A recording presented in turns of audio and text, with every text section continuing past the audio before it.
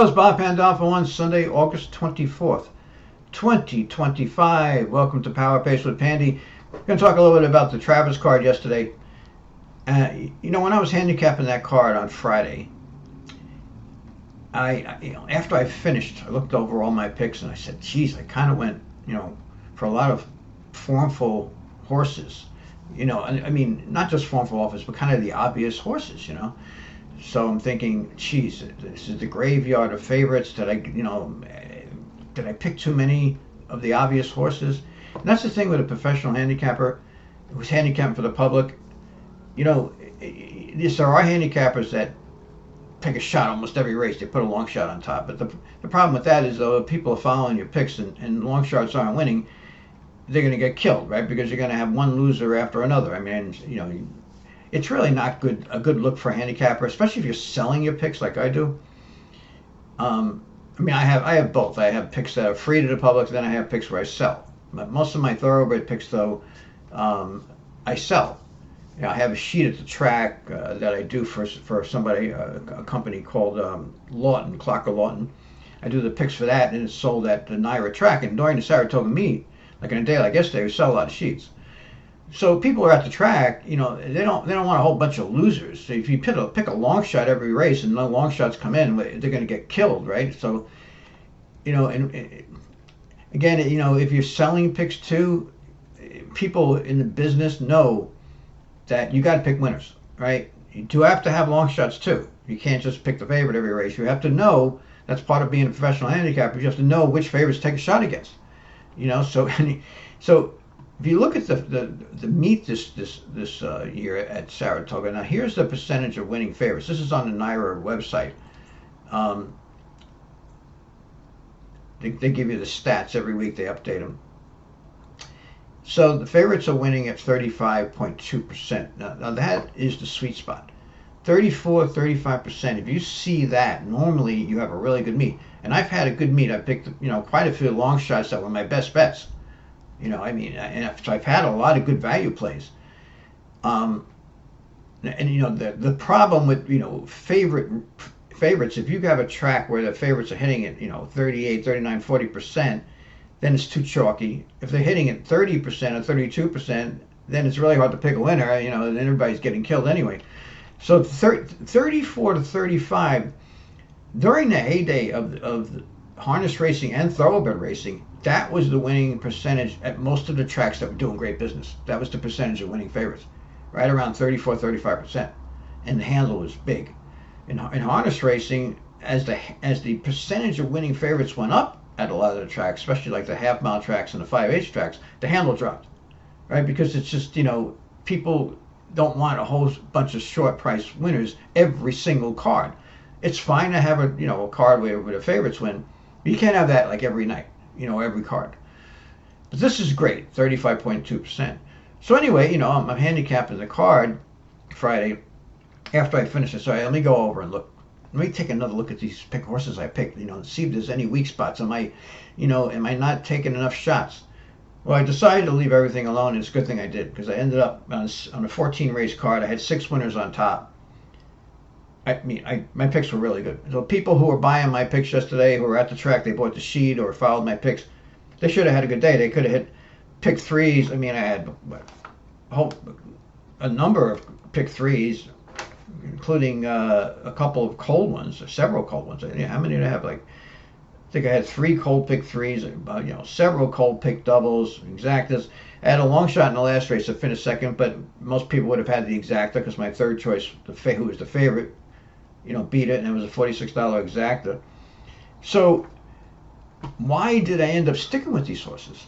Well, look at my analysis for, let's just look at my analysis for the Travers, which I put on my free page yesterday also.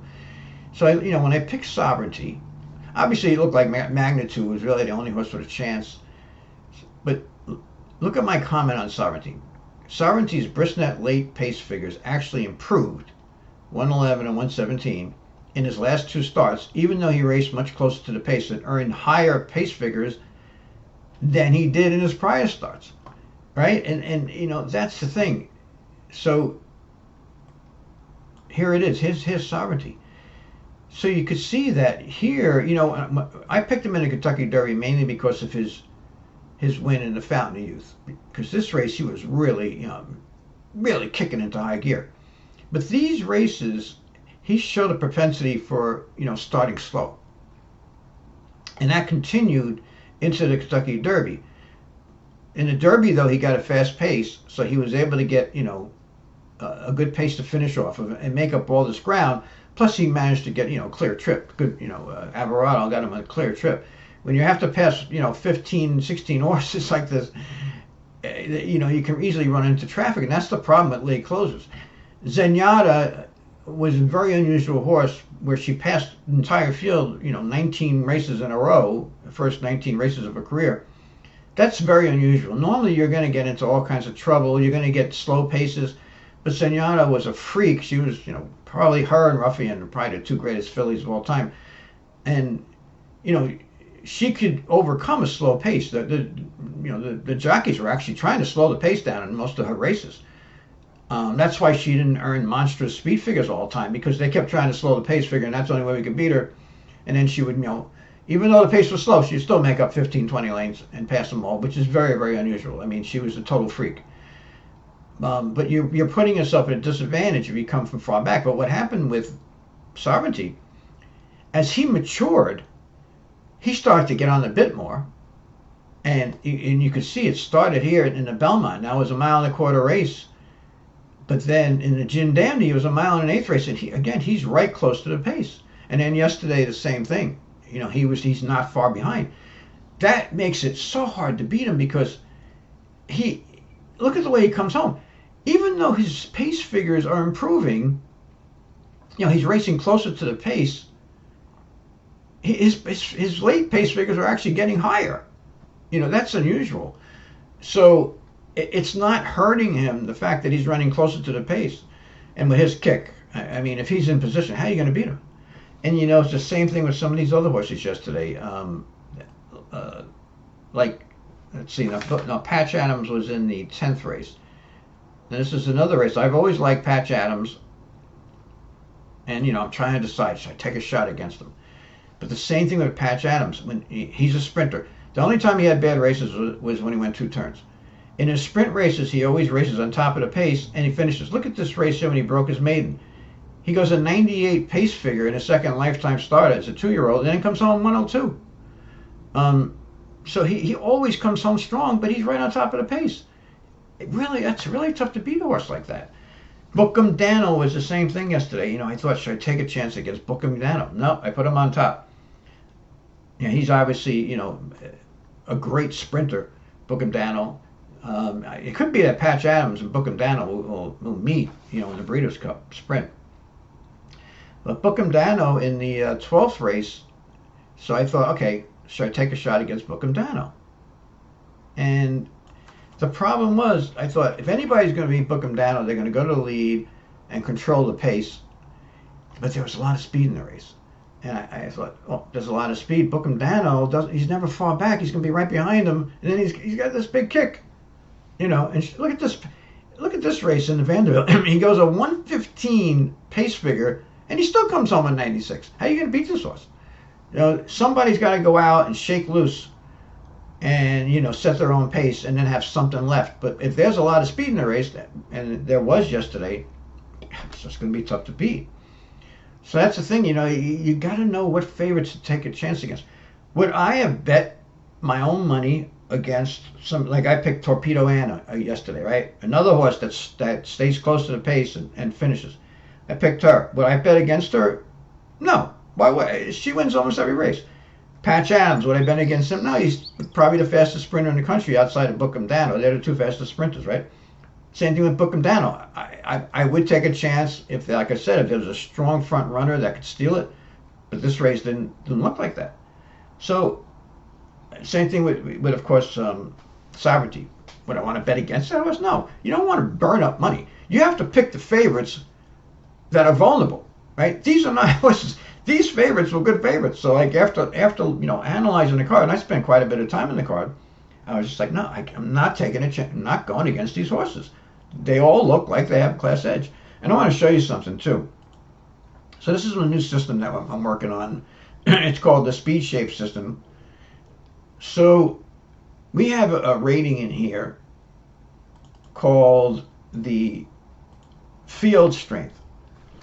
So what I'm trying to do with this, well, let me go back to yesterday's. So what I'm trying to do with this is evaluate the strength of the fields that these horses are coming out of. Right? It's called field strength. The higher the number, the better. So what we're doing is we're taking a few races that they're coming out of, the better races, and we're looking at the horses in those races and getting an average of their speed to see, you know, to evaluate the strength of the field. So yesterday on field strength, out of the 14 races, 7 of the winners had the top field strength. 7 of them. 7 out of 14 had the top field strength. So here's Bookham Dano. You can see he has the top field strength. You know, let's see, which one was this? I like this horse, Clara Beret, but Hope Road was my second choice, and you can see they had the 2 field strengths. At the last 5 races, the field strength horse, I believe, won every race. Yeah, Dancing Jane won the last race. This horse was scratched. So Dancing Jane actually had a big advantage there, like a 50-point advantage on these fractions, which makes a big difference. So that's another number. So we're going to have a, you know, this one's going to have a form rating, current form rating, field strength. We have the speed rating, we have the Skier McKieran points, and then we have a system in here: route close up, sprint close up, and then I think I'm going to add one more thing. So we're working on that. So field strength is important because, I mean, that's one of the things I look at. Sometimes I have to do a little extra research to go back to find, you know, to see what kind of horses. Like when these horses ship in from, say, Kentucky, you know, I'll go back and see, you know, how many horses came out of that race to win. See if it's a key race. See, you know, I'll look at the horses and say, how'd they do in their next start? The horses that, you know, the horse that's shipping in was racing against. So field strength is important. But anyway, you know, it's just, like I was saying, you have to know which favorites to take a chance against, to go against. And why would you want to, you know, bet against these horses? A lot of people did. They took shots, but, you know, these horses that win, this horse, Bookham Dano, now he's 4 for 5 at Saratoga, you know. But anyway, you know, it was an exciting day of racing. There's nothing wrong with the best horses winning, you know, and like probably a lot of people cashed at pick 3s, pick 4s. I mean, they were, you know, you can win if you have the winners. That's why I don't like to take a shot, bet a long shot every race. You know, you have to pick your spots because you don't want to give people a whole bunch of losers. So anyway, thanks for tuning in. I appreciate if you subscribe to my channel. It's free, and that's really important to me. And I appreciate that you came in to watch my video. Thanks again, and enjoy the races.